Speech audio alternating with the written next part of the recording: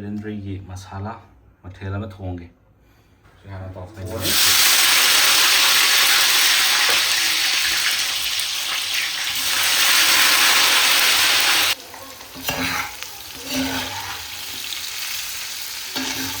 ꯑꯗꯨ ꯐꯖꯔꯦ꯫ ꯂꯣꯏꯁꯤꯟꯕꯗꯤ ꯌꯥꯔꯛꯑꯅꯤ꯫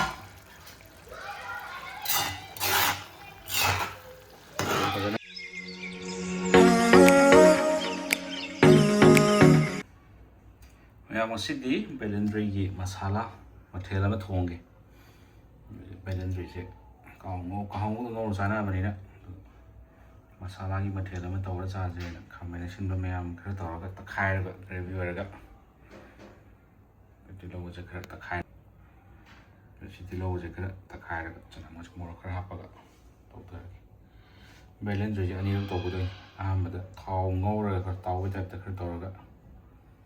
ꯑꯗꯨ ꯃꯇꯨꯡꯗ ꯈꯥꯃꯦꯟ ꯑꯁꯤꯟꯕ ꯇꯛꯈꯥꯏꯕ ꯒ꯭ꯔꯥꯏꯟ ꯇꯧꯕ ꯃꯌꯥꯝꯁꯦ ꯑꯃꯨꯛ ꯇꯧꯔꯒ ꯊꯣꯡꯊꯔꯛꯀꯦ꯫ ꯑꯩꯈꯣꯏ ꯕꯦꯂꯦꯟꯗ꯭ꯔꯤ ꯃꯁꯥꯂꯥꯁꯦ ꯊꯣꯡꯅꯕꯁꯦ ꯑꯩ ꯍꯧꯖꯤꯜꯂꯛꯀꯦꯀꯣ꯫ ꯁꯤꯁꯦ ꯄꯣꯈꯥꯏꯔꯒ ꯁꯤ ꯍꯥꯟꯅ ꯇꯧꯊꯣꯛꯑꯅꯤ꯫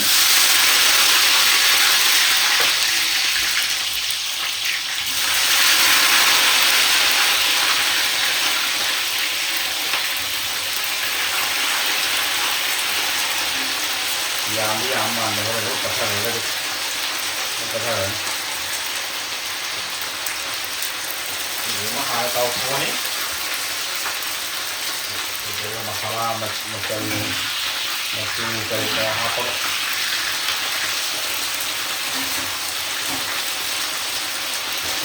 ꯆꯥꯛꯁꯤ ꯈꯔ ꯍꯥꯞꯆꯤꯜꯂꯒ ꯉꯧꯒꯗꯕꯅꯤ꯫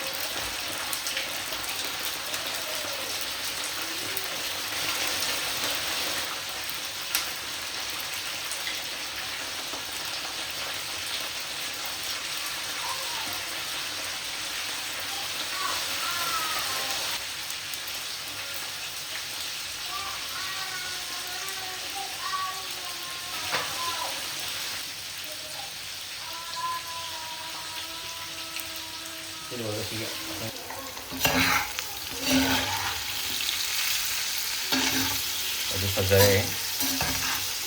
ꯀꯦꯟꯕꯨ ꯀꯦꯜꯂꯦ ꯈꯤꯇꯪ ꯈꯔ ꯄꯠꯊꯔꯒ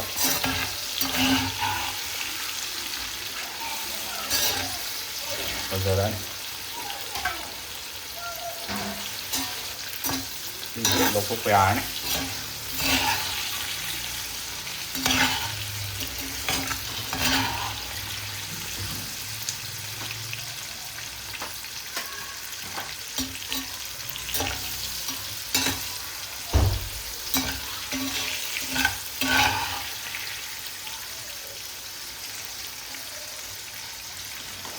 ꯁꯤꯗꯒꯤ ꯈꯥꯃꯦꯟ ꯑꯁꯤꯟꯕ ꯑꯃ ꯇꯛꯈꯥꯏꯈ꯭ꯔꯕꯅꯤ꯫ ꯑꯗꯨꯒ ꯁꯤꯗ ꯇꯤꯜꯍꯧꯒ ꯆꯅꯝꯒ ꯈꯔ ꯍꯥꯞꯄꯒ ꯇꯛꯈꯥꯏꯈ꯭ꯔꯦ꯫ ꯁꯤꯗ ꯂꯩꯔꯦ ꯕꯦꯂꯦꯟꯗ꯭ꯔꯤꯁꯤꯅ꯫ ꯍꯨꯃꯥꯡ ꯀꯥꯡꯉꯤꯗ ꯉꯁꯥꯏꯒꯤ ꯊꯥꯎꯗꯣ ꯃꯥꯡꯍꯟꯗꯕꯤꯗꯀꯣ ꯈꯔꯁꯤ ꯂꯧꯔꯒ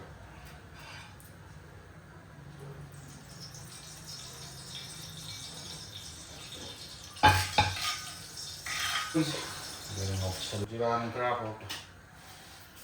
ꯑꯩꯁꯨ ꯍꯩꯖꯗꯦ ꯁꯤꯁꯦ ꯑꯃꯨꯛꯁꯨ ꯄꯥꯝꯃꯦꯅꯀꯣ ꯄꯥꯝꯃꯦ ꯍꯥꯏꯗꯤ ꯁꯤꯒꯤ ꯃꯑꯣꯡꯁꯦ ꯑꯗꯨꯒꯤ ꯌꯦꯡꯕꯅꯤ ꯇ꯭ꯔꯥꯏ ꯇꯧꯕꯅꯤꯗ ꯀꯃꯥꯏꯅ ꯇꯧꯕꯖꯥꯠꯅꯣ꯫ ꯁꯤꯃ ꯂꯩꯔꯦ꯫ ꯑꯗꯨꯗꯒꯤ ꯑꯩꯈꯣꯏꯒꯤ ꯈꯥꯃꯦꯟ ꯃꯇꯨꯝ ꯇꯥꯔꯒ ꯑꯃ ꯕꯦꯡꯒꯟ ꯍꯥꯏꯅꯕ ꯀꯔꯤ ꯑꯗꯨꯃꯁꯨ ꯈꯔ ꯇꯧꯒꯦꯅ ꯈꯟꯕꯅꯤ꯫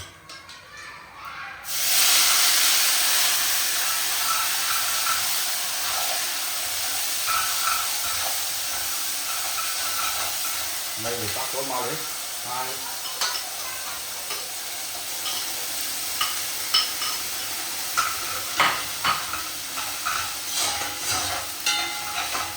ꯂꯣꯏꯔꯦ ꯐꯖꯔꯦ ꯍꯨꯃꯥꯡꯗꯤ꯫ ꯒꯥꯔꯂꯤꯛ ꯄꯦꯁ ꯑꯃ ꯍꯥꯞꯆꯤꯜꯂꯒꯦ꯫ ꯄꯨꯔꯥ ꯃꯁꯥꯂꯥꯅꯦꯕ꯫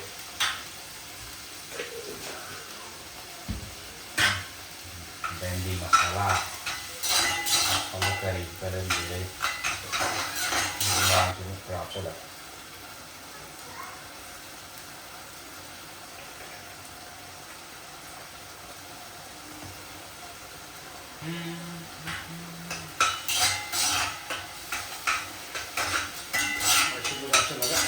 ꯍꯥꯞꯆꯜꯂꯒꯦ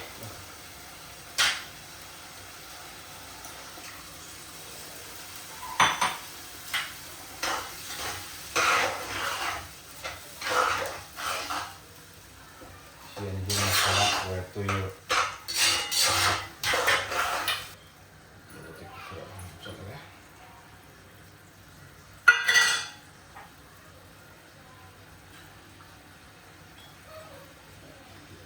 Murah mucu itu murah apa kerjaan apa jadi mucu sih na mucu tayo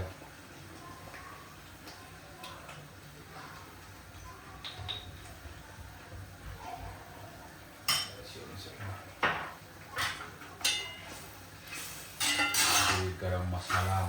kalau masuk lagi kita cium Jangan masuk perjalanan nih Pak, mau khusus masalah kayak kapten nggak benar ini sih kalau masalah kapten nggak tunggu saya tunggu apa nih Pak ini yang terjadi masih siapa kapten Pak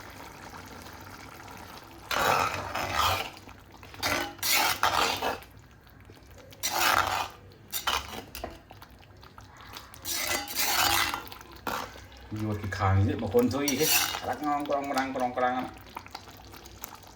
sudah gimana saya kita tahu gitu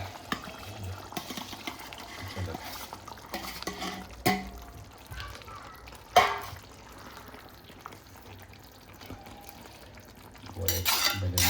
blender masala sabzi lagi ini nak soal lagi maga low flame da duda kar munjaram ei bai ta thong muse ya sa ba ya thong ma ei se lo shendri ya ra